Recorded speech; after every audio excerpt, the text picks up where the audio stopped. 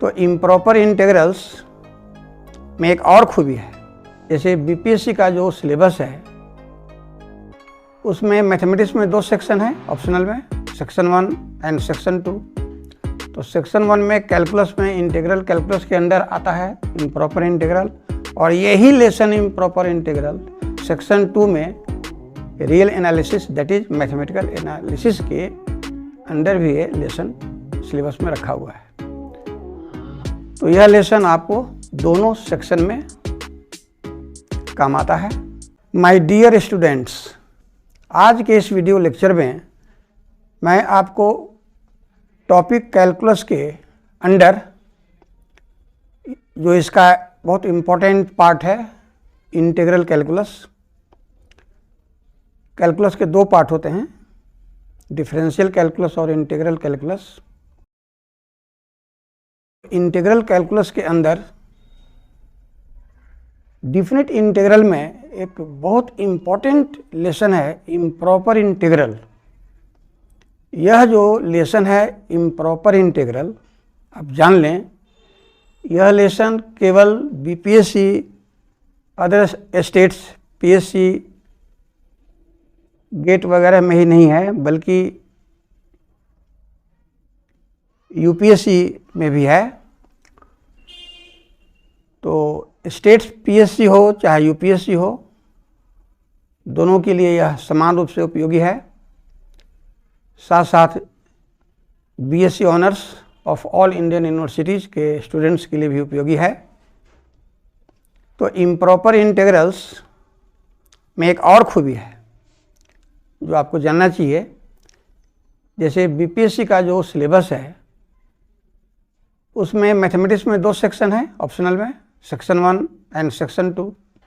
तो सेक्शन 1 में कैलकुलस में इंटीग्रल कैलकुलस के अंडर आता है इम्प्रॉपर इंटीग्रल, और यही लेसन इम्प्रॉपर इंटीग्रल सेक्शन 2 में real analysis that is mathematical analysis के अंडर भी ये लेसन सिलेबस में रखा हुआ है। तो यह लेसन आपको दोनों सेक्शन में काम आता है, बहुत ही यूजफुल लेसन है। और मैं आपको बता दूं कि इम्प्रॉपर इंटीग्रल के क्वेश्चंस को सॉल्व करने के कई मेथड हैं, कुछ कॉम्प्लेक्स भी है, टेढ़ा भी है, और कुछ सिंपल भी है। तो मैं सिंपलेस्ट मेथड से इस क्वेश्चन को हल करूंगा। यह क्वेश्चन आपको यूपीएससी सीएससी आईएएस 2017 में आया है, 10 मार्क्स का है।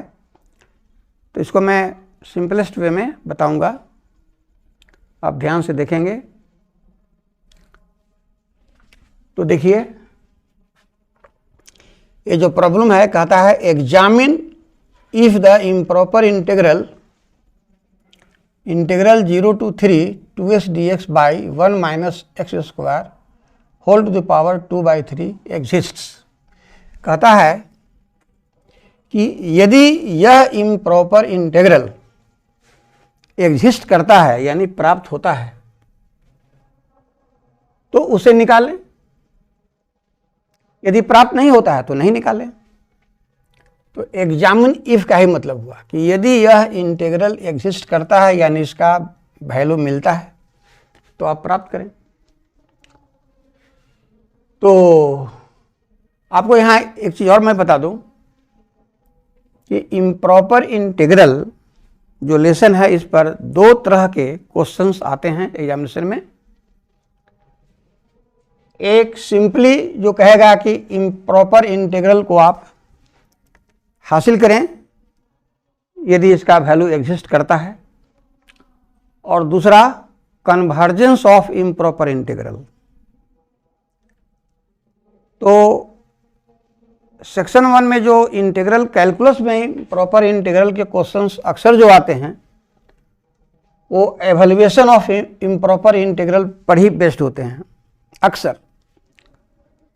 लेकिन सेक्शन 2 में जो रियल एनालिसिस के अंदर जो इम्प्रॉपर इंटीग्रल है, उसका मेन जो है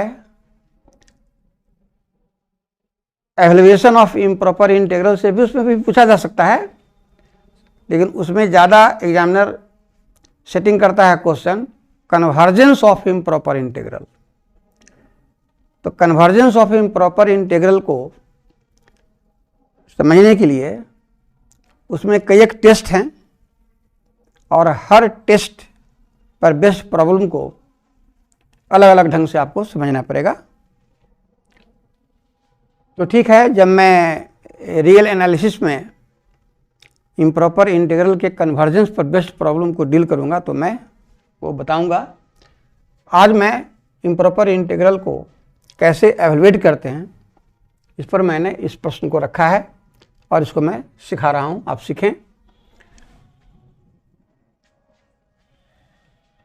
ऐसे तो देखने में लगता है कि यह इंटीग्रल सिंपली एक डिफिनिट इंटीग्रल का है। तो पहले आप ये समझें कि यह इम्प्रॉपर इंटीग्रल में क्यों रखा गया, इसे डिफिनिट इंटीग्रल में क्यों नहीं रखा गया। तो देखिए उसका जवाब यह है, डिनोमिनेटर में 1 माइनस एक्स स्क्वायर आप देख रहे हैं। यदि आप x के जगह 1 रखेंगे तो 1 माइनस 1 जीरो हो जाएगा, यानी डिनोमिनेटर जीरो हो जाएगा।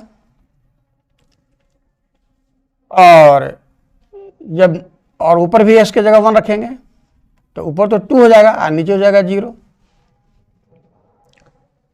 तो 2/0 तो इन्फिनिटी हो जाएगा, यानी ये फंक्शन का वैल्यू इनफाइनाइट हो जाएगा। यही कारण है कि यह सिंपली डिफिनिट इंटीग्रल का क्वेश्चन नहीं है बल्कि इम्प्रॉपर इंटीग्रल का है। तो इम्प्रॉपर इंटीग्रल का क्या कैरेक्टरिस्टिक है वो मैं समझा रहा हूं। कैसे समझेंगे कि यह सवाल इम्प्रॉपर इंटीग्रल का है। यदि केवल पूछा जाए कि एवेलुएट दिस इंटीग्रल, तो आप डिफिनिट इंटीग्रल के मेथड से इसको आप नहीं एवेलुएट कर सकते। तो वहाँ समझना होगा कि यह इम्प्रॉपर इंटीग्रल है। तो इम्प्रॉपर इंटीग्रल का कैरेक्टरिस्टिक आपको समझना है, वो यही है कि डिनोमिनेटर पर ध्यान देंगे। यदि x के जगह 1 देने से ये जो फंक्शन जो fx है इंटीग्रेंड, ये इन्फिनिटी हो जाता है, यानी इनफाइनाइट हो जाता है, तब ऐसे इंटीग्रल को हम इम्प्रॉपर इंटीग्रल के अंदर रखते हैं। तो मेरे कहने का मतलब आप साफ साफ समझ गए होंगे। अब इस इम्प्रॉपर इंटीग्रल को कैसे एवेलुएट करेंगे इजीएस्ट वे में, सो देखा जाए। लेट पहले इंटीग्रल को i से एज्यूम कर लिया जाए। Let i equal to integral 0 to 3 2x dx by 1 minus x square whole to the power 2/3। This is your given integral. अब आप देखें, जो मैंने एक्सप्लेन किया उसको मैं लिखूंगा।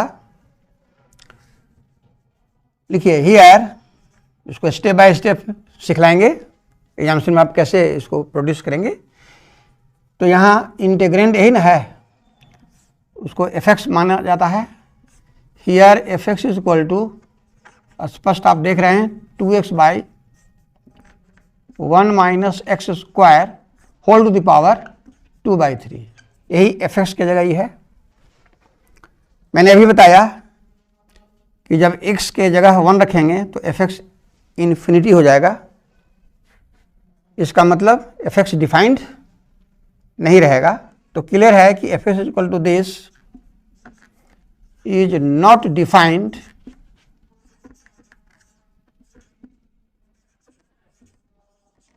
Eight x is equal to 1। आप जानते हैं यदि x के जगह 1 रखने से fx का वैल्यू फाइनाइट आता तब हम कहते कि x इज इक्वल टू 1 पर फंक्शन डिफाइंड है। Here at x is equal to 1 fx is equal to infinity, that is infinite. So in this case fx is not defined at x is equal to 1। अब चूंकि यह function fx x is equal to 1 पर defined नहीं है, तो यहाँ clear है कि इस स्थिति में जब x 1 की ओर टेंड करेगा तो fx इन्फिनिटी की ओर टेंड करेगा, ऐसा आप कह सकते हैं। तो यहाँ लिख दिया जाए क्लियरली एफ एक्स, चूंकि इन्फिनिटी हो रहा है ना, तो हम लिख सकते हैं clearly f x tends to infinity as x tends to 1। मतलब जब एक्स 1 की ओर जाता है तो एफ एक्स इन्फिनिटी की ओर जाता है। और यही वह केस है जिसमें हम इम्प्रॉपर इंटीग्रल को एवेलुएट करते हैं। तो देखा जाए, अब आई को एवेलुएट करने का प्रोसेस क्या है, सो मैं लिखने जा रहा हूं। तो इसमें आपको यह भी देखना है कि एफ एक्स इन्फिनिटी की ओर टेंड करता है जब एक्स 1 की ओर टेंड करता है। तो यहाँ ध्यान देना है आपको कि एक्स जो 1 पर टेंड कर रहा है, आपको चेक करना है क्या यह 1 लोअर और अपर लिमिट्स के बीच में है या नहीं। तो क्लियर है कि 1 लोअर लिमिट 0 और अपर लिमिट 3 के बीच में कहीं है। तो इस बात को यहाँ मेंशन कर दीजिए, वेयर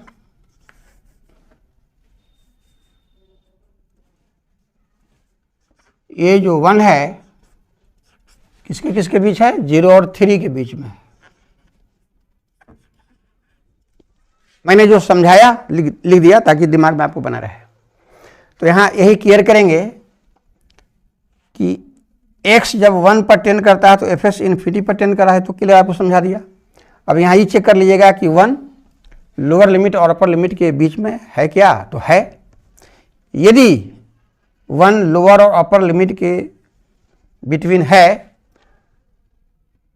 तो आपने प्रॉपर्टीज ऑफ डिफिनिट इंटीग्रल में पढ़ा है।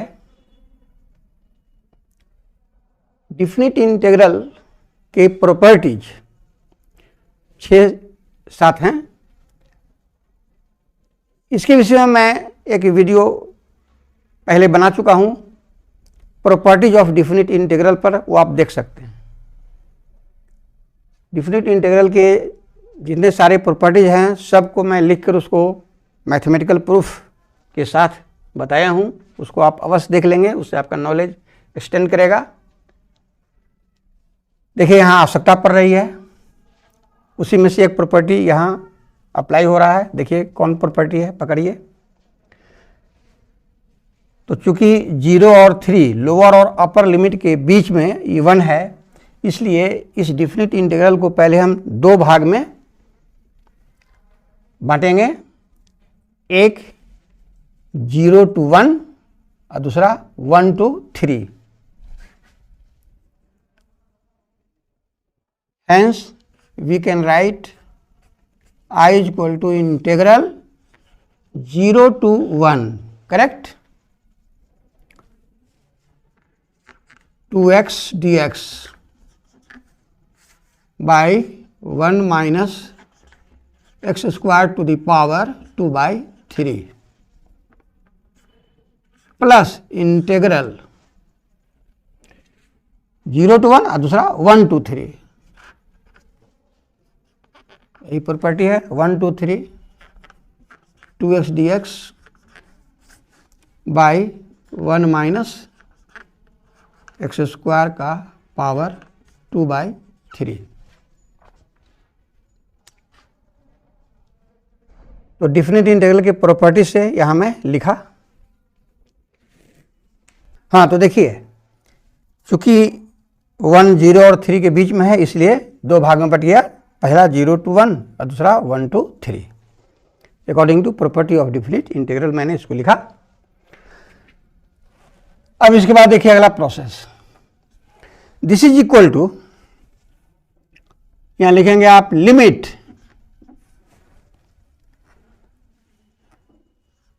एप्सिलॉन टेंड्स टू, ये जो 1 है ना, 1 पर माइनस देंगे, 1 माइनस इंटीग्रल 0 और 1 की जगह ही एप्सिलॉन लिखेंगे। लिखने का तरीका क्या बताया, लिमिट एप्सिलॉन टेंड्स टू, ये अपर लिमिट 1 है ना, तो 1 माइनस लिखेंगे और अपर लिमिट 1 की जगह यहाँ एप्सिलॉन लिखेंगे और इसको लिख दें 2x dx। Very simple process. 1 minus x square का पावर 2/3 प्लस इसको लिखेंगे limit epsilon tends to 1 plus लिखेंगे, यहाँ 1 माइनस यहाँ 1 प्लस।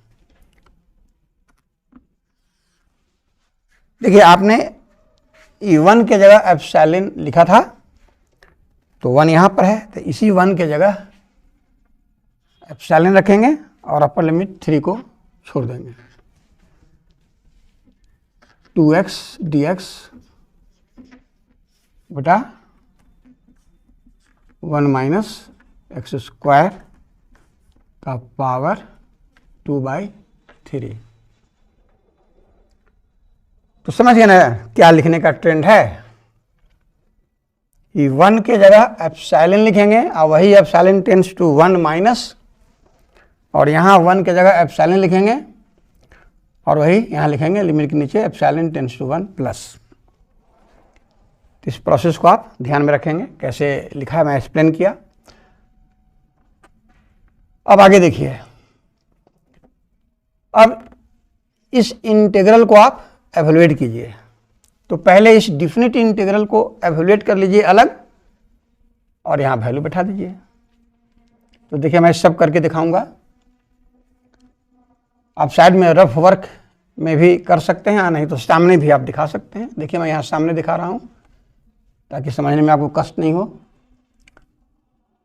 तो हम इस इंडिफिनिट इंटीग्रल को निकालना चाहते हैं। Integral 2x dx by 1 minus x square का पावर 2/3। इसी इंडिफिनिट इंटीग्रल को पहले एवेलुएट कर रहे हैं अलग। तो 1 का 0 हो जाएगा डीसी, इसका हो जाएगा -2x। देखिए यहाँ 2x देख रहे हैं, नीचे का डीसी यदि ऊपर दिखाई दे तो प्रोसेस यही है कि इसको पुट करते हैं। तो लिखिए we put 1 minus x square equal to t, कोई other variable t, differentiating both sides. 1 का 0 हो गया, माइनस एक्स स्क्वायर का डीसी 2x, x का dx डिफरेंशियल, t का डिफरेंशियल dt। ठीक है, तो यहाँ देखिए है 2s dx, तो निकाल लीजिए 2s dx। This implies that 2s dx is equal to minus dt। यहाँ 2s ds का वैल्यू निकाल दिया माइनस dt।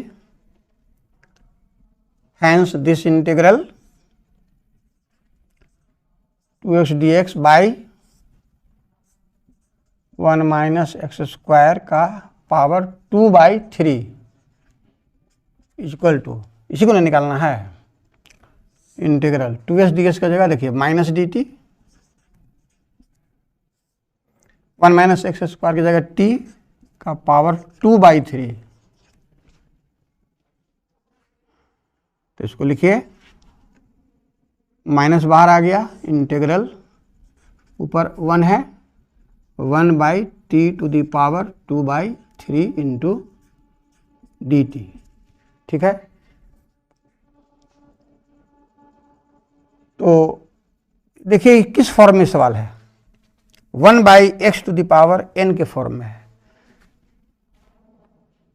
मैं यहाँ लिख देता हूँ, इसको आप याद रखेंगे तो टाइम कम लगेगा। इंटीग्रल 1 बाई, यदि वेरिएबल x है, पावर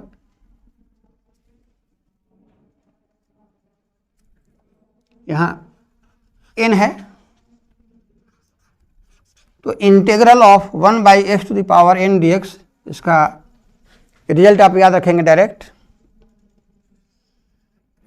ऊपर में लिखेंगे -1 और नीचे s का जो पावर n है उसमें से एक सब्ट्रैक्ट कर लेंगे और उसी पावर को x पर रख देंगे, यही इसका रिजल्ट होगा।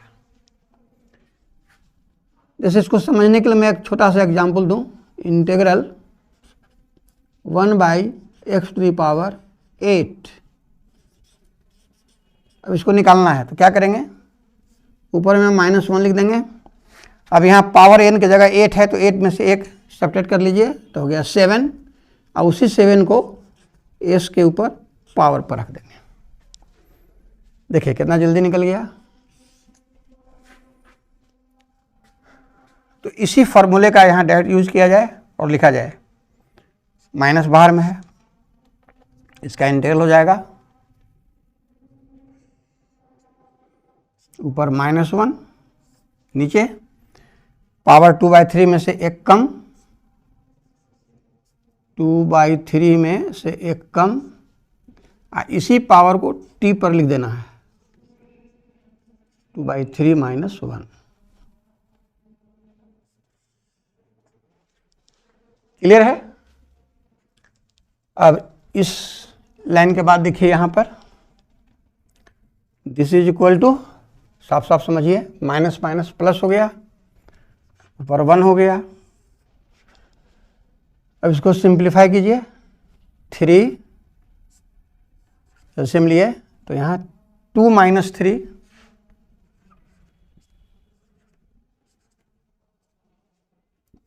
इंटू टी का power 3 LCM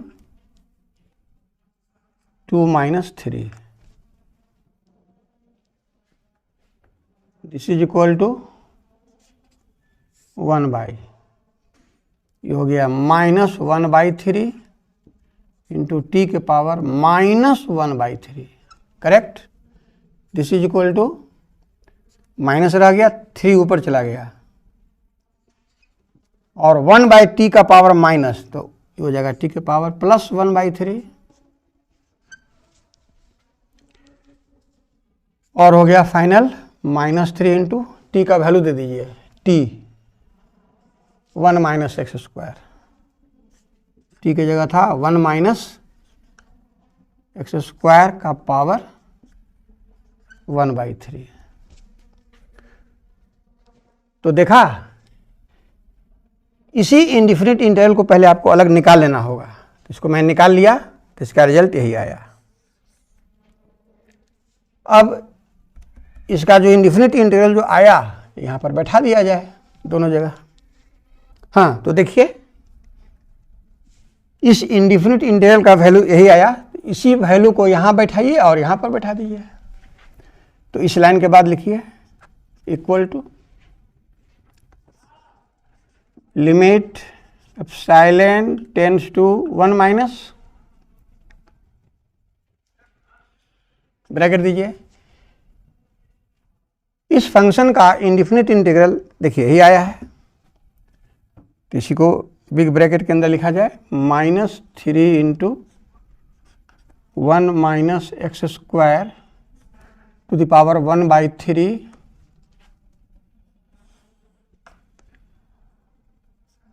plus limit epsilon tends to 1 plus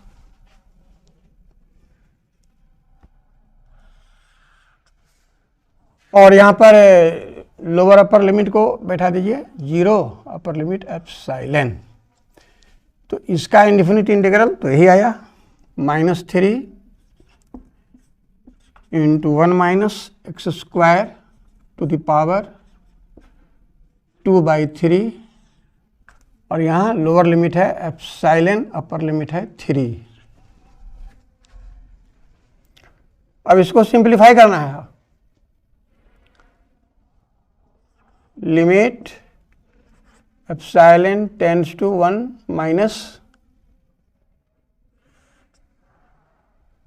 -3 into 1 - s के जगह अपर लिमिट एप्सिलॉन बैठाइए, तो एप्सिलॉन² टू द पावर 1/3, और माइनस का चिन्ह देके एस के जगह लो लिमिट 0 देंगे, तो 1 - 0 के पावर इतना, तो 1 हो जाएगा, -3 इंटू 1 तो केवल -3 होगा, तो -3 केवल होगा, और इधर plus limit epsilon tends to 1 plus, यहाँ एस की जगह पर लिमिट 3 रखेंगे तो 3 स्क्वायर 9, 1 माइनस 9 यानी -8, तो हो गया -3 into -8 to the power, sorry 2 नहीं 1 है ना, 1 लिखिए, 1/3, यहाँ भी 1/3, हाँ, तो -8 का पावर हो गया 1/3, तो एस की जगह पर लिमिट 3 देने से ही मिल गया, और माइनस दे के लोअर लिमिट दीजिए, तो -3 माइनस का चिन्ह दे दीजिए, उसके बाद एस की जगह लोअर लिमिट एप्सिलॉन बिठाइए, तो -3 इंटू 1 माइनस एस की जगह एप्सिलॉन स्क्वायर का पावर 1/3।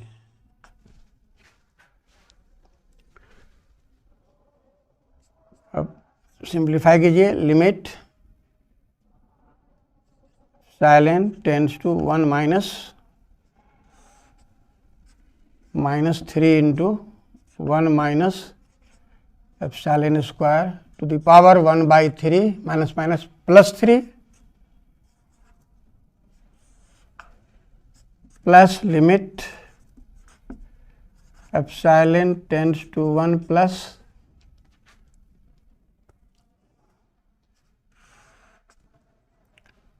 -3 इंटू -8 का मतलब है -1 इंटू 8 है ना, तो ये हो जाएगा -1 का पावर 1/3 इंटू 8 का पावर 1/3, तो 8 को लिख सकते हैं 2 क्यूब, तो 2 क्यूब का पावर 1/3 ऐसे लिखा जा सकता है, और माइनस माइनस में मल्टीप्लाई करेंगे तो +3 into 1 minus epsilon square to the power 1/3।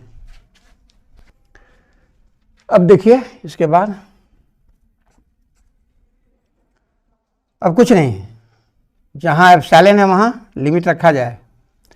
Epsilon tends to 1 minus का मतलब जानते हैं ना, लिमिट एंड कंटिन्यूटी में पढ़े हैं ना, ये माइनस क्या बताता है, एप्सिलॉन टेंड्स टू 1 माइनस 0, ये लेफ्ट हैंड लिमिट को शो करता है, और यहाँ एप्सिलॉन टेंड्स टू 1 प्लस का मतलब एप्सिलॉन टेंड्स टू 1 + 0, ये राइट हैंड लिमिट को शो करता है।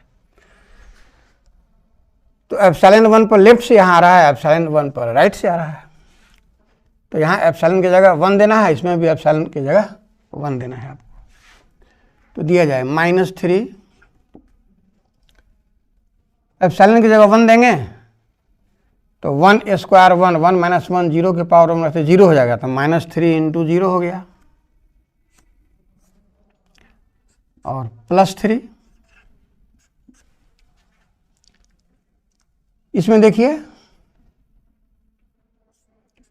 -3 इंटू -1 का पावर 1/3 माने -1 का क्यूब रूट, तो -1 का क्यूब रूट क्या होगा बताइए, -1 होगा, रियल रूट, कॉम्प्लेक्स रूट भी होगा, लेकिन कॉम्प्लेक्स रूट पर हम नहीं कंसिडर कर रहे हैं, तो -1 का रियल क्यूब रूट -1 होगा, क्यों, -1 से हम 3 टाइम्स मल्टीप्लाई करेंगे, तो -1 इंटू -1 प्लस इंटू -1, तो देखिए -1 आ गया, तो सिंस -1 में -1 को 3 टाइम्स मल्टीप्लाई करने पर -1 आता है, यही कारण है कि -1 का क्यूब रूट -1 होगा।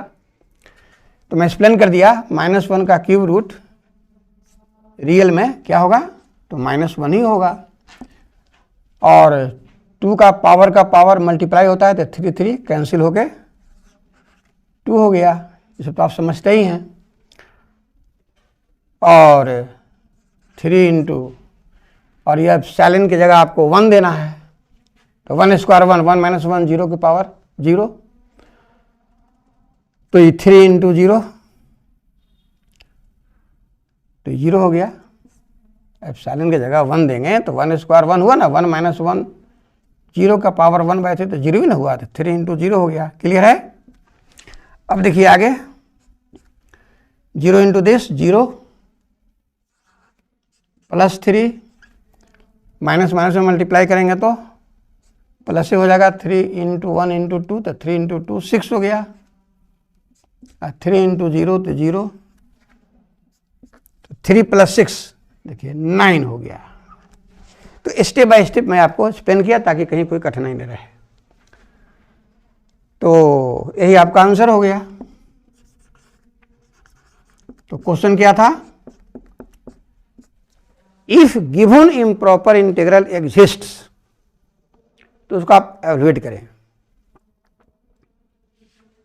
एग्जामिन करें कि यह एग्जिस्ट करता है कि नहीं। एग्जामिन इफ था क्वेश्चन में, तो हमने एग्जामिन किया तो 9 मिला, तो ये फाइनाइट वैल्यू है। इसका मतलब वो इम्प्रॉपर इंटीग्रल एग्जिस्ट करता है, एग्जिस्ट करता है और उसका वैल्यू 9 है। यही कहने का आशय है। तो आज के लेक्चर में मैंने मोर सिंपल वे से बताने का प्रयास किया कि हम कैसे गिवन इम्प्रॉपर इंटीग्रल को एवेलुएट करते हैं। इसको एवेलुएट करने के कई एक प्रोसेस हैं, आप बुक्स में देखेंगे अलग अलग ढंग से, लेकिन जो इजीएस्ट प्रोसेस है मैं आपको डील किया ताकि आपको समझने में कोई कठिनाई नहीं हो। तो ठीक है, मैं आशा करता हूं कि आज के इस प्रॉब्लम के सलूशन को आप अच्छे ढंग से समझे होंगे। तो आप मेरे चैनल मैथ डिस्क्राइबर को सब्सक्राइब कर देंगे, लाइक कर देंगे और शेयर भी कर देंगे।